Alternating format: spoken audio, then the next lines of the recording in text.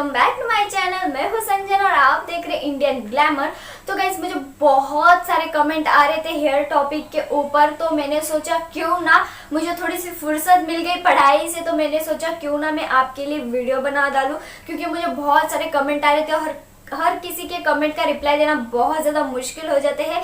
तो मैं इस वीडियो के दौरान आपको सारे कमेंट के मैं रिप्लाई देने की कोशिश करूंगी और बहुत ही इंफॉर्मेटिव मैंने कुछ टॉपिक है जो मैं आपको इस वीडियो के दौरान बताने वाली हूँ।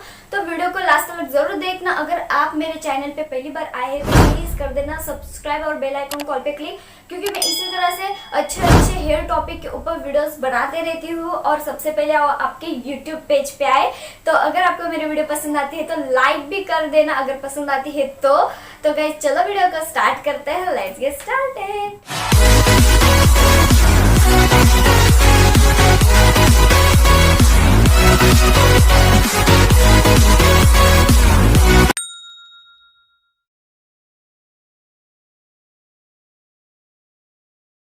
तो गाइस मेरा कहना ये है कि वीक में ज़्यादा से ज़्यादा हेयर वॉश करें 2 बार, क्योंकि 2 बार आप कर सकते हो, क्योंकि अभी लॉकडाउन है तो आप रोज़ाना हेयर वॉश कर सकते हो। पर जब फिर से रेगुलर लाइफ आपकी जब चालू हो जाएगी तब रोज़ हेयर वॉश करना कहाँ ना कहाँ मुश्किल हो जाता है, और मेरे जैसे लॉन्ग हेयर लड़की के लिए तो सही में मुश्किल हो ही जाता है। तो गाइस वीक में 2 बार तो भी आप हेयर वॉश करो विथ DIY के साथ। अगर आप रेगुलर भी हेयर वॉश करते भी हो तो भी कोई प्रॉब्लम नहीं, पर वीक में ऐसे 2 दिन रखो जिस दिन आप DIY अपने हेयर्स पे लगा सको। तो गाइस दूसरा सवाल ये है कि बालों पे ऑयलिंग कब तक रखना है। तो गाइस मेरा कहना ये है कि कोई भी अगर आप DIY किया हुआ ऑयल अगर आप आपके बालों पे लगाते हो तो आपको मैक्सिमम मतलब ज़्यादा से ज़्यादा सिर्फ 1 ही घंटा आपको आपके हेयर्स पे वो ऑयल लगा के रखना है, एंड देन 1 घंटे के बाद आपको शैम्पू से हेयर वॉश कर देना है। तो गाइस तीसरा क्वेश्चन ये है कि आप आपके बालों पे कौन सा शैम्पू यूज करते हो। तो गाइस मैं बताना चाहती हूँ कि मैं मेरे बालों पे हेड एंड शोल्डर का शैम्पू यूज करती हूँ, क्योंकि मेरे बालों को सूट होता है, इसलिए मैं हेड एंड शोल्डर का शैम्पू यूज करती हूँ। तो ज़रूरी नहीं है, मैं फिर से कह रही हूँ, ज़रूरी नहीं है कि ये शैम्पू हर किसी को सूट हो।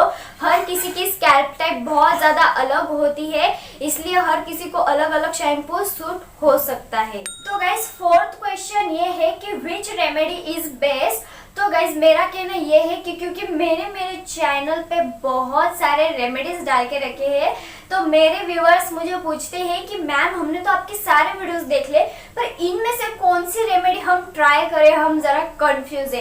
तो गाइज मेरा मकसद ये है कि सारे वीडियोस डालने का, क्योंकि देखो ऑनियन का किसी किसी को सूट नहीं होता है, किसी किसी को कुछ ऑयल सूट नहीं होते, इसलिए मैं इतने सारे रेमेडीज में डालते रहती हूँ ताकि किसी को कोई ना कोई तो सूट हो जाए। क्योंकि एलोवेरा जेल किसी को सूट नहीं होता है। अभी मेरे को ऐसा लगता है मेरे पहले भी बहुत से लोगों ने ऐसी वीडियोस बना के डाले हैं, लोगों ने वो ट्राई भी करके रखा है, तो किसी किसी को वो सूट भी नहीं हुआ, इसलिए मैं उनके लिए एक ऑप्शन के लिए मैं नए नए वीडियोस ऐसे जो ऑयल के ऊपर रहते हैं वो डालते रहती हूँ। तो आपको जो बेस्ट लगे, अभी ऑयलिंग का स्मेल किसी किसी को नहीं जमता है तो वो स्किप कर देते हो, वो रेमेडी ट्राई करना। फिर मेथी दाना को बॉईल करना होता है, तो कोई कोई लोग कहते हैं कि मेथी दाना बॉइलिंग ऑयल से हेयर वाइट हो जाते हैं, इसलिए वो भी स्किप कर दो। फिर इसके बाद आता है aloe vera gel and vitamin E capsule, तो ये लगा सकते हो। तो ऐसे बहुत सारे, हर किसी का सोच मेंटेलिटी अलग अलग रहती है, इसलिए मैंने उनके हिसाब से इतने सारे रेमेडीज मैंने मेरे वीडियो पे चैनल पे अपलोड करके रखे हैं। तो आपके ऊपर है कि आपको कौन से रेमेडी ट्राई करना है। देखे जाए तो सारे रेमेडीज अच्छे हैं, वो आपके स्कैल्प के ऊपर डिपेंड करता है कि आपके स्कैल्प को कौन सी रेमेडी सूट होती है। तो गाइस मुझे पूछा जाता है 6th क्वेश्चन ये है कि बालों में कौन सा ऑयल यूज़ करें, क्योंकि हम बहुत ही ज़्यादा कंफ्यूज है। तो गाइस मैं बचपन से ही कोकोनट ऑयल यूज़ करते हैं। अगर आप आपके बालों को जो भी सूट करे वो आप ऑयल यूज़ करते हो, जैसे कि आलमंड, कोकोनट, आंवला, डाबर आंवला, फिर से शिकाकाई वाले भी ऑयल्स आते हैं, वो भी आप ट्राई करके देख सकते हो क्योंकि ये ज़्यादातर यूज़ करने वाले हैं। तो इनमें से ज़्यादातर यूज़ करने को मैं कहूँगी आलमंड या फिर आंवला या फिर कोकोनट। इन तीनों में से ये तीन बेस्ट है। ये तीन वाले जो ऑयल्स है ये ज़्यादा मात्रा में यूज़ किए जाते हैं खास हेयर के ऊपर, तो मैं इन तीनों को ज़्यादा रेकमेंड करती हूँ। तो आप इन तीनों में से आपके ऊपर है, आपको जो ऑयल सूट करता हो आप कोई भी ब्रांड का ऑयल यूज़ कर सकते हो। 7th क्वेश्चन ये है कि मैम हमारे जो हेयर्स है ऊपर से ठीक है और नीचे से एकदम थीन है, यानी कि ऊपर से एकदम हरे भरे और नीचे से एकदम पतले है, तो हम क्या करें? हम बहुत ही ज़्यादा परेशान है। कोई कोई तो किसी किसी मजाक भी उड़ाता है, तो गाइस ऐसा मत करो।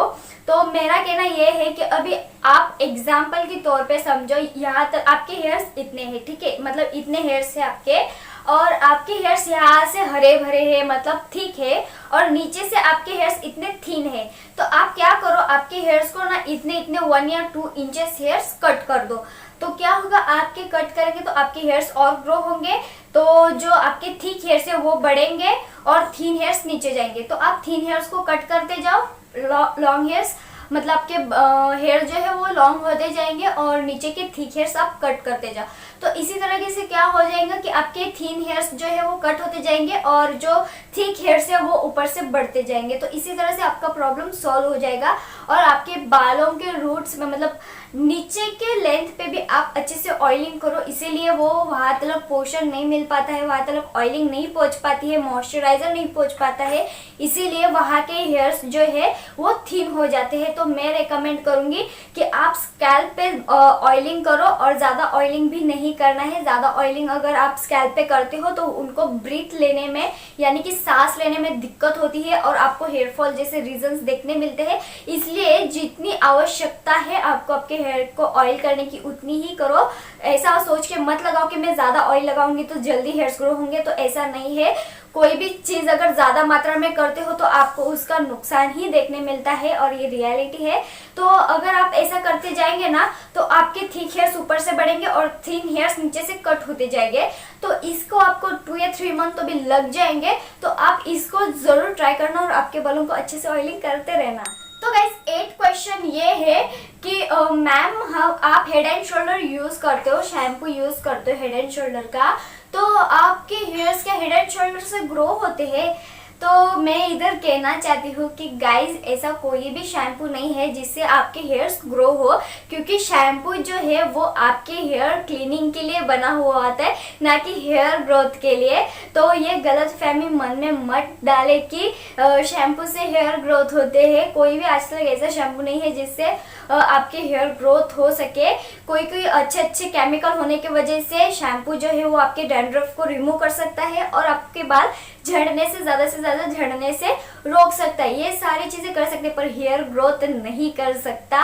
जैसे हेड एंड शोल्डर में प्रॉपर्टीज़ है कि वो आपके बालों में जो भी डैंड्रफ है वो 1 वॉश में ही रिमूव हो जाता है। इसलिए मुझे बहुत पर्सनली पसंद है हेड एंड शोल्डर, तो मैं इसलिए हेड एंड शोल्डर यूज़ करती हूँ और कोई भी शैम्पू से हेयर ग्रोथ नहीं होता है। तो गाइस क्वेश्चन नंबर 9 मुझे ये पूछा गया है कि मैम आप सीरम कंडीशनर नहीं लगाते हो क्या? तो मैं अभी तक नहीं लगाती हूँ, अभी मैं लगाना चालू कर दूंगी कंडीशनर लगाना भी, क्योंकि उससे आपके बालों में अलग से मैंने पहले ट्राई किया है पर मैंने अचानक से छोड़ दिया था क्योंकि बहुत ही ज़्यादा मुश्किल होती थी मेरे बालों के और मैं तब कॉलेज और डेली लाइफ में बहुत ज़्यादा बिजी हो गई थी, इसलिए मुझे पॉसिबल नहीं था। पर अभी से मैं लगाना चालू कर दूंगी क्योंकि कंडीशनर आपको लगाना चाहिए। और आप अगर हेड एंड शोल्डर का शैम्पू यूज़ करते हो तो आप डव का कंडीशनर यूज़ करते हो। ज़रूरी नहीं है कि जो आप शैम्पू बालों पे यूज़ करते हो वही उसी का ही कंडीशनर आपको आपके बालों के लेंथ पे लगाना है, ज़रूरी नहीं है। और कंडीशनर हमेशा बालों के लेंथ पे लगाते हैं, स्कैल्प पे नहीं तो आपके हेयर फॉल हो सकते हैं। ये हुई 9th वाला क्वेश्चन। और इसके साथ साथ मैं और एक बात बताना चाहती हूँ कि बालों पे सीरम लगाना चाहिए या नहीं। तो मेरा कहना ये है कि सीरम लगाना चाहिए। मैं खुद लिवॉन का सीरम यूज करती हूँ। आपको भी कोई भी ब्रांड का सीरम लगाना चाहिए, क्योंकि सीरम जो है वो आपके बालों के जो नहाने के बाद जब आपके हेयर थोड़े से ड्राई हो जाते हैं, उसके बाद अगर आप सीरम अप्लाई करके जब हेयर सॉल्व करते हैं, एकदम इजीली हेयर सॉल्व हो जाते हैं और हेयर बहुत ज़्यादा कम टूटते हैं विदाउट सीरम के अलावा। तो सीरम लगाए और उससे ही आप हेयर कॉम्ब करें। अगर आप डेली बेसिस पे भी सीरम लगा सकते हो, सिर्फ नीचे के लेंथ पे, फिर से स्कैल्प पे नहीं लगाना है, सिर्फ लेंथ पे ही सीरम लगाना होता है। आप कॉलेज जा रहे हो, हेयर कॉम्ब कर रहे हो, तो आप नीचे के लेंथ पे सीरम लगाओ और अच्छे से हेयर सॉल्व कर सकते हो। उससे हेयर बहुत कम टूटते हैं और स्टिकी भी नहीं रहते। किसी किसी के बाल बहुत ज़्यादा ऑयलिंग रहते हैं, वो एकदम चिपकू चिपकू हो जाते हैं, तो वो ऐसे भी नहीं रहता है। सीरम लगाने के बाद एक अलग ही फीलिंग आती है, अलग शाइन आती है आपके बालों पे, बहुत ज़्यादा शाइन करते हैं और बहुत खुले खुले हेयर्स रहते हैं, चिपकू नहीं रहते हैं। तो मैं रिकमेंड करूँगी कंडीशनर भी लगा और सीरम भी लगा। तो गाइस 10th क्वेश्चन ये है कि हम बालों पे कौन सा सोप लगाए। तो मैं ज़रा शॉक हो गई कि यार कोई मतलब बालों पे सोप कैसे यूज़ कर सकता है। सोप जो है वो आपके बॉडी पर्पस से बनाया जाता है, मतलब आपके बॉडी के यूज के लिए वो बनाया जाता है, इसलिए उसके अंदर वैसे सारे पीएच रहता है, ये सारी चीजें उसमें रहती है। तो वो आपके बालों के लिए नहीं बना है, बालों के लिए आपको शैम्पू बना हुआ है। आप आपके बालों पे शैम्पू लगाओ कोई भी।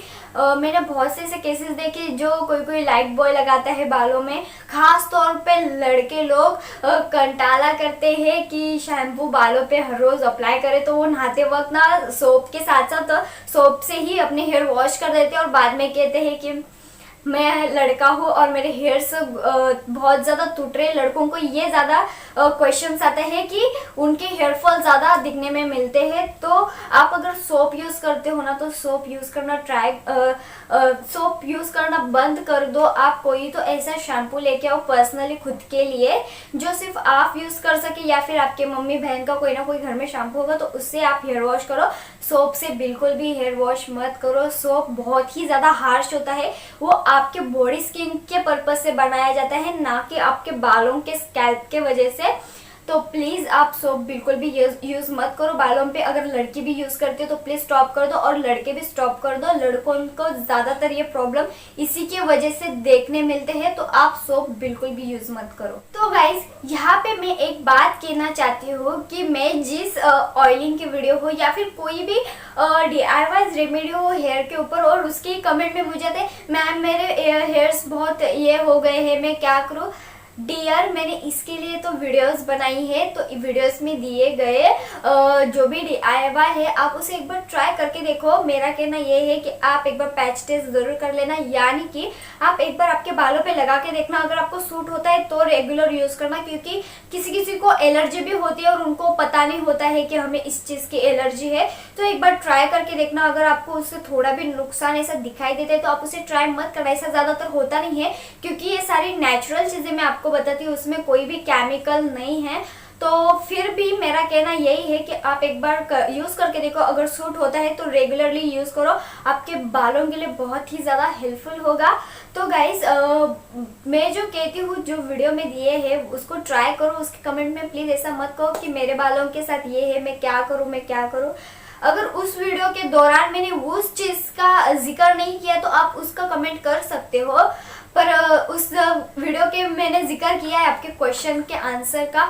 तो प्लीज़ ऐसी कमेंट बिल्कुल भी मत करो, क्योंकि बहुत ही मेहनत लगती है हर किसी के कमेंट का रिप्लाई देना, और मुझे अच्छा नहीं लगता है कि किसी कमेंट को इग्नोर करना। तो गाइस ये बात को आप ज़रूर ध्यान रखना। तो गाइस ये थी आज की वीडियो। आई होप आप सबको ये वीडियो पसंद आई होगी, क्योंकि मैंने पूरी कोशिश करी है कि इस वीडियो के दौरान हर कमेंट का रिप्लाई देने की, और ये बहुत सारे कमेंट मुझे इसी टाइप के आ रहे थे, तो मैंने सोचा क्यों ना इन कमेंट्स का एक वीडियो के थ्रू आपको एक रिप्लाई दिया जाए, जो कि बहुत ही ज़्यादा इम्पोर्टेंट था आपको बताना, क्योंकि आप बहुत गलत रास्ते पे चल रहे थे। तो मेरा काम था आपको बताना, इसलिए मैंने आपको ये सारी चीज़ें बताई है। अगर आप मेरे चैनल पे पहली बार आए तो प्लीज़ कर देना सब्सक्राइब, बेल आइकन कॉल पे क्लिक। अगर वीडियो पसंद आई है, इधर तक आपने वीडियो देख लिया, आपको इसका मतलब आपको ये वीडियो पसंद आ गया तो कर देना लाइक, बहुत ज़्यादा मोटिवेशन मिलता है। And thank you so much, 10,000 subscribers complete हो गए। मैं बहुत ज़्यादा खुश हूँ, आप बहुत सारा मुझे प्यार दे रहे, ढेर सारा प्यार दे रहे, मुझे बहुत अच्छा लगा। इसी तरह से आप मुझे प्यार करते रहना, मैं इसी तरह से आपके लिए अच्छे अच्छे और जो भी इंफॉर्मेटिव वीडियोस है मैं आपके लिए बनाते रहूँगी। तो गाइज ये थी आज की वीडियो, मैं मिलती हूँ नेक्स्ट एपिसोड में, तब